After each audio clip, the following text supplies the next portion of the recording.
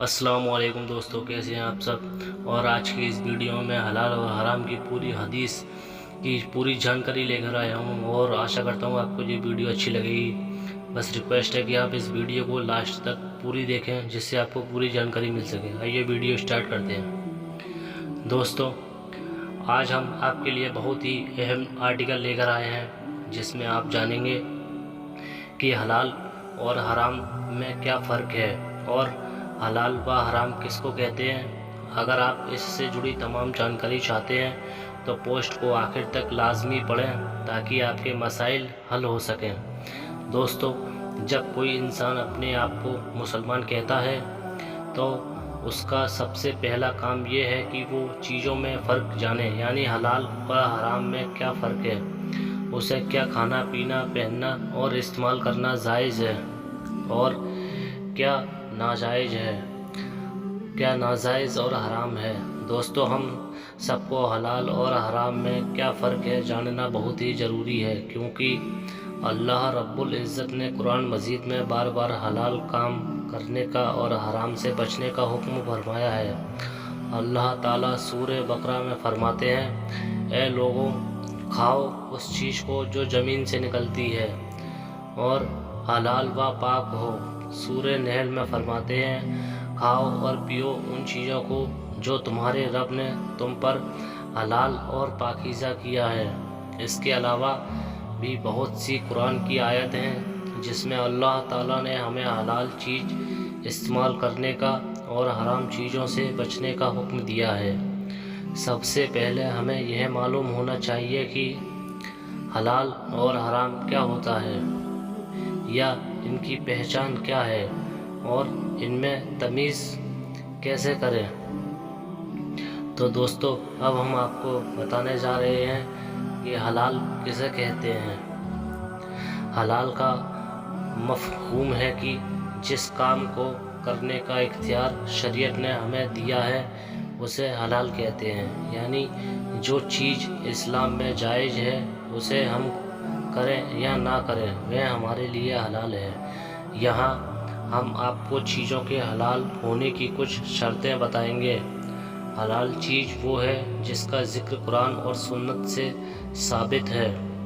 कुरान पाक में अल्लाह रब्बुल इज़्ज़त फरमाते हैं कि तुम्हारे लिए अहले किताब का खाना हलाल है।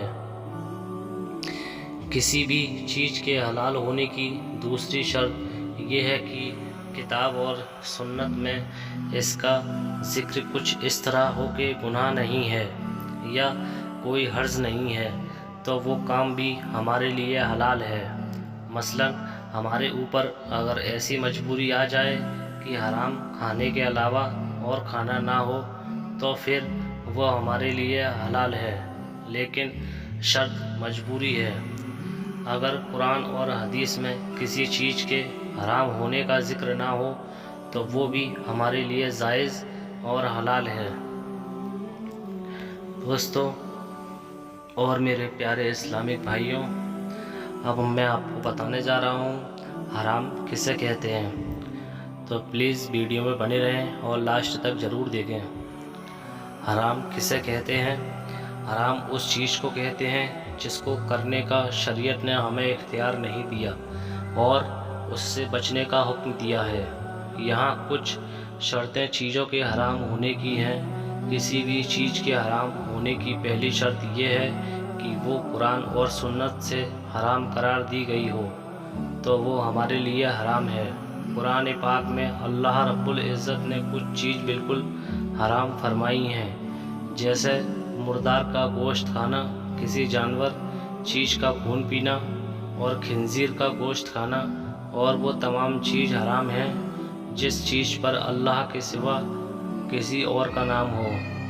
किसी भी चीज़ के हराम होने की दूसरी शर्त ये है कि जिसका ज़िक्र कुरान और सुन्नत व हदीस में हलाल का ना हो या साफ़ तौर पर हराम लिखा हो तो ये भी हराम है। एक हदीस में नबी सल्लल्लाहु ताला अलैहि वसल्लम ने इरशाद फरमाते हैं, किसी मुसलमान आदमी का माल इसकी दिली खुशी के बगैर हलाल नहीं होता। कुरान और हदीस में जहाँ रुक जाओ کا لفظ استعمال ہو وہاں بھی حرام کا ذکر ہے۔ اللہ تعالیٰ قرآن پاک میں ارشاد فرماتے ہیں، سورہ حج میں جھوٹی بات سے رک جاؤ، یعنی جھوٹ بولنا حرام ہے۔ کسی بھی چیز کے حرام ہونے کی چوتھی شرط یہ ہے، جس کام کو کرنے پر سزا کا ذکر ہو وہ کام بھی ہمارے لیے حرام ہے، جیسے زنا کرنا، چوری کرنا، یتیم کا مال کھانا، اور بھی بہت سے کام ہیں جو سزا کی فہرست میں آتے ہیں۔ دوستو اور میرے پیارے بڑے بزرگوں، بہنوں، ویڈیو میں لاسٹ تک ضرور بنے رہیں۔ اب میں آپ کو بتانے جا رہا ہوں حلال اور حرام میں کیا فرق ہے۔ صحیح مسلم کی حدیث ہے، نعمان بن بشیر رضی اللہ عنہ فرماتے ہیں کہ میں نے رسول اللہ صلی اللہ تعالیٰ علیہ وسلم سے سنا ہے کہ حلال بھی واجب ہے اور حرام بھی واجب ہے، دونوں کے درمیان کچھ شبہات ہیں۔ اکثر لوگ ان شبہات کو نہیں جان سکیں گے، پر جو کوئی شبہ سے بچ گیا تو اس نے اپنے دین اور عزت و آبرو کو بچا لیا، اور جو ان شبہ میں پڑ گیا وہ حرام میں پھنس گیا۔ یعنی ہمارے نبی صلی اللہ تعالیٰ علیہ وسلم، نبی پاک کا ہمیں بتا دیا کہ جن چیزوں کے بارے میں ہمیں اصلیت معلوم نہیں تو ہمیں انہیں چھوڑ دینا چاہیے، وہ حرام بھی ہو سکتی ہیں اور حلال بھی، ان سے بچنا ہی بہتر ہے۔ اب دوستوں میں آپ کو بتانے جا رہا ہوں اسلام میں کیا کیا حرام ہے، تو اسے غور سے سنتے رہیے اور ویڈیو میں لاسٹ تک بنے رہیے۔ دوستوں اسلام میں کچھ چیزوں کو چھوڑ کر اور تمام چیزوں کو حلال کر دیا گیا ہے، جیسے جنگلی جانوروں کا گوشت جو دوسرے جانوروں کو کھاتے ہیں، مرے ہوئے جانور کا گوشت وغیرہ، اللہ کے نام سے ذبح کیا جانے والا جانور۔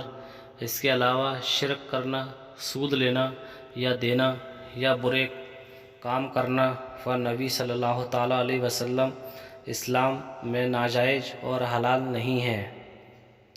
آج آپ نے کیا سیکھا؟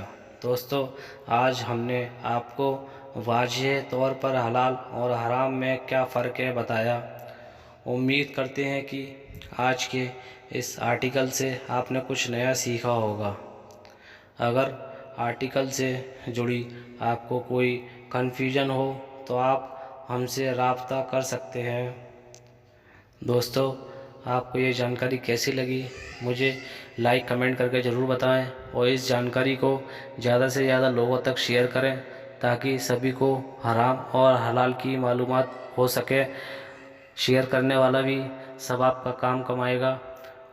ایسی جانکاری میں اپنے چینل پر لاتا رہوں گا، میرے چینل کو سبسکرائب ضرور کریں، اور پھر ملتے ہیں اگلی ویڈیو میں۔ جب تک کے لیے اللہ حافظ، السلام علیکم۔